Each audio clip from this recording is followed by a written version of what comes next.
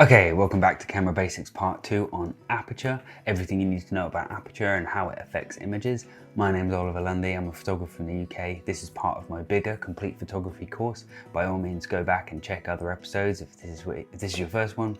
If not, let's jump into Aperture. So fundamentally, what is Aperture? Aperture is literally the hole that goes through your lens that allows light to pass through the front of your lens all the way through and hit your sensor.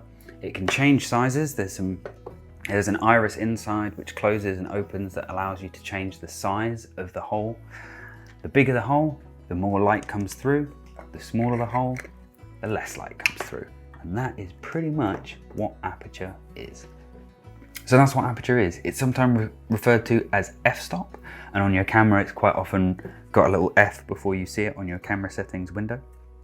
And it's going to be a number that ranges from kind of 1.2, 1.4, and it goes upwards to sort of f2, f2.8, f4, f5.6, and so on, all the way up to about f22 is kind of like your upper limit in most cameras, or most lenses, and that's just an amount of light, or that's just how it's shown. And the bigger the number, the smaller the hole. I won't get into why that is, it's just because of how they actually measure it all. But for now, all you need to know is that the smaller the f number, the bigger the hole, and the bigger the f number, the smaller the hole. When you're actually looking through a lens, you may or may not be able to actually see the blades of the aperture, but trust me, they're there. And that's all you need to know, is that bigger numbers, smaller aperture, and smaller numbers is bigger aperture or wider aperture. And there's some terminology here. Quite often it's referred to as shooting wider or wide open, big wide hole that the lens has got there, or stopping down quite often is a term that's used, and that just means making the aperture smaller. So when you make the aperture bigger, or you go smaller in the numbers, the image gets brighter, and as you make the aperture smaller, or you go up in the numbers, the image will get darker, assuming that you don't compensate in any other way, which we'll get into in later videos. So that's what it is.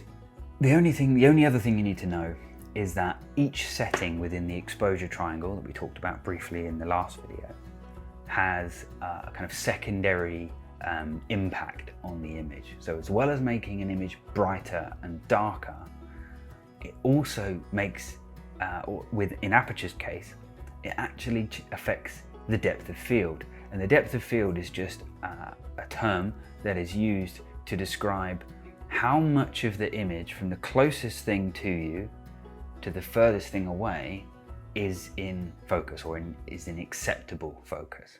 And I've got an example for that, so we're just going to jump into Photoshop so I can show you.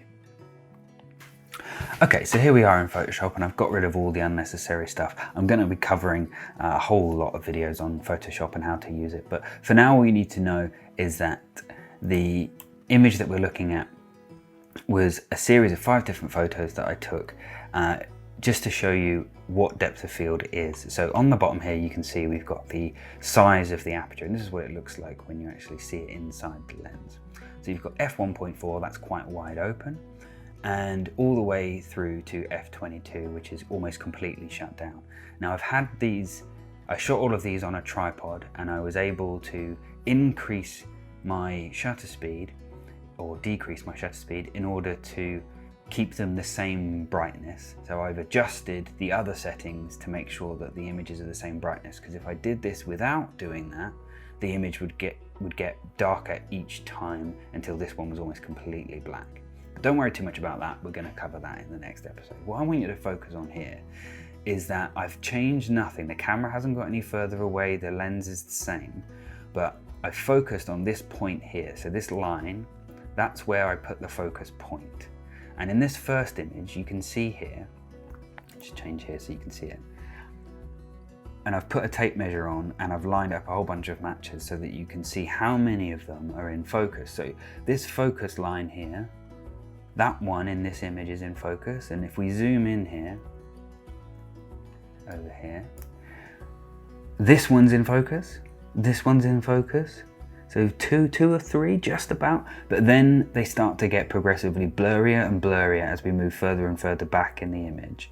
And it's the same at the front of the image, but just not quite as much. As we go to the next one, so this is f2.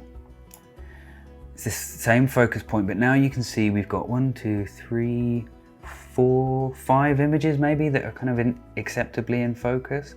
And then we go through to the next one, and we can get even more now in focus.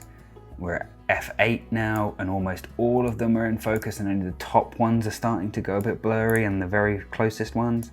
And then f22, you can see all of them are nice and sharp. I'm just going to zoom in even more so you can see them. They're all sharp. You can even see the grain in the wood all the way to the back. Now the very, very back ones are just starting to go out of focus, but that's it. So that's the effect of depth of field. So as you open up the aperture, as you have a wider open aperture, you have less in focus, or the depth of field is shallower. And as you go further down the f scale, or the aperture scale, you get more and more of the image in focus. So how would you actually apply this in a real world setting? Well, let's take a look at a portrait shot here. This is a picture of my wife Fiona, and as you can see in this image, she's nice and sharp, but the background here in the background is really blurred out. And what that does is it takes all of your focus right onto her, and rather than anything distracting in the background.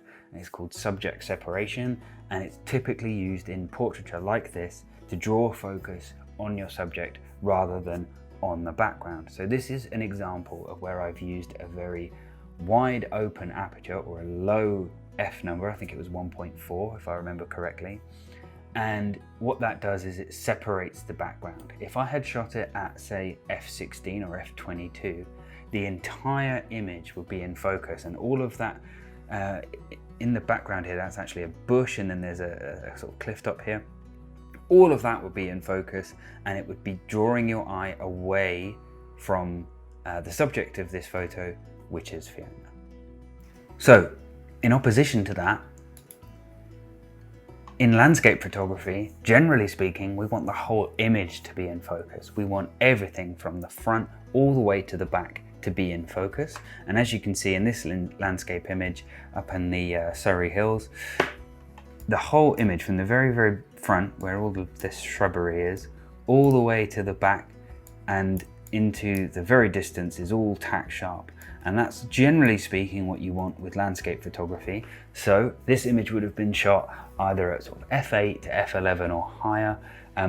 There is a reason why you wouldn't go all the way up to kind of f22, and that's just because you get something called diffraction, which is as you make the hole really, really small, the light kind of bounces around inside the inside of the hole that you make because it's so small, and it essentially makes your images softer. Don't worry too much about applying these concepts. Just know that aperture can make the image brighter and darker depending on whether you close the hole down or open the hole up, and that it also affects depth of field, or how much of your image is in focus, and that different types of photography want different types of focus depth. For portraiture, generally you're going to see shallower depth of field so that the background is blurry, and in landscape photography you're going to quite often see the whole image in focus.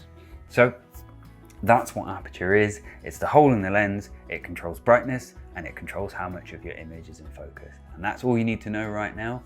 Please do join me for the next video, where we're going to be looking at shutter speed, and then we'll eventually get through to how you put all of these together and combine them to get cracking with photography. Okay, thanks, take care. Oh, nearly forgot.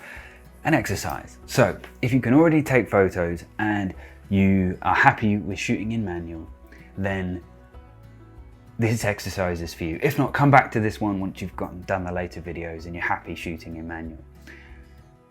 When you go out and take photos of anything, it doesn't matter what it is, one of the most fun things is to start focusing on just that thing, whether it's a flower or a person or whatever it is, and throw everything else out of focus. It really draws your eye in to the subject of your photo, And when you first do it, you'll be amazed at how different your photos look to what would happen if you shot the same thing just on a phone or without changing the aperture and shooting in auto mode.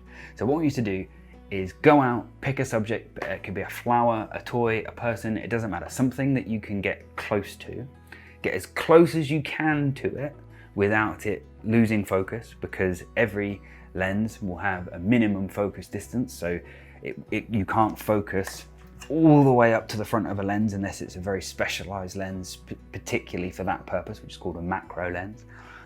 Again, more in later videos about that, but get as close as you can to it while still getting focus, and see how much of the background is blurred out when you change the aperture settings. Now, you will have to change the other settings to compensate, because as you brighten up the image by opening up your aperture, you're going to need to change your shutter speed to make the image darker again so that it comes out even. So try and take a series of different photos at different apertures, like I did with the matches, so that you can see the effect it has, and then try and find some subjects that you can isolate by just blurring out the background.